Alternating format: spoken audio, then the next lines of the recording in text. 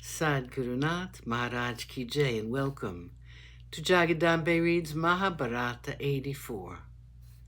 As you may remember, we were learning that nothing is so precious as when one fears to lose it. It was even so with Vidura. The thought that they had escaped from the dread fire in Varanavata made him realize how much they meant to him. He offered the costly gifts that had been sent by Dhritarashtra to Drupada, to the Pandavas and their bride. They spent some time together talking of 1,000 things. Finally, he came to the subject in the minds of all of them: the king's message.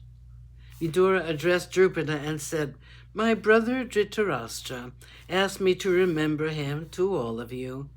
Bhishma and your friend Drona send you their affectionate greetings.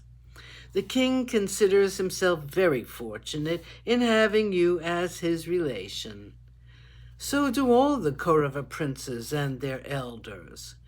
The king is desirous of seeing his sons, the Pandavas.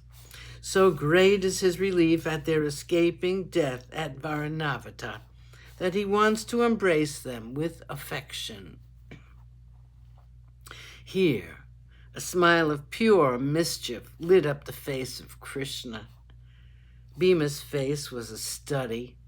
Arjuna was biting his lower lip with his teeth, and Yudhishthira was trying not to smile. As though he did not see all of this, Vidura continued. The king wants his daughter-in-law to come to Hastinapura and please the city, which is all excitement at the thought of seeing the Pandavas with their bride. They are all delirious with joy on hearing about the good fortune that has befallen the Pandavas. That was the end of the king's message. Vidura then said, "If you will let them accompany me to Hastinapura, we will be honored." Drupada said, "I am also immensely pleased and honored. Because of this, our alliance with the noble house of the Kurus. As for their going to Hastinapura, it is not proper for me to say anything about it. I leave it to Yudhishthira and his brothers to decide.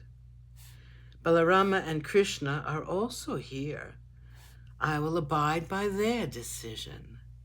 Krishna said, "I think they ought to go to Hastinapura." Arjuna turned his startled eyes to the bland face of Krishna as he said this. But he said nothing. Drupada said that the Pandavas were free to go and please the king, since he seemed to be so kindly disposed toward them. Vidura went to the apartments of Kunti. He fell at her feet. Tears from his eyes washed her feet. Kunti made him get up. She led him to a seat and comforted him. She said, "Your sons are now alive because of your wisdom and love. I think of you day and night. Your devotion to us is a thing which cannot be forgotten in a hurry. I do not know if it is safe to go to Hastinapura. My mind is upset. I cannot think for myself." Vidura said, "My dear sister, no evil can befall the sons of Kunti. Please, do not be afraid. Very soon you will see your sons as lords of the earth." The Pandavas set out for Hastinapura. They were accompanied by Krishna. Soon they reached the capital city.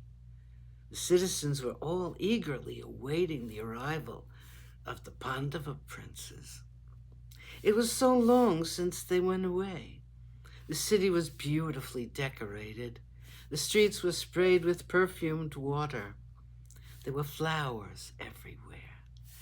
The sons of Dhritarashtra who welcomed them were Vikarna and Chitrasena. Drona was there with Krupa. The place was reached, and the Pandavas fell at the feet of Bhishma and Dhritarashtra. They were cordially received by everyone. Sadgurunath Maharaj Ki Jai. Thank you for coming. I hope you come again.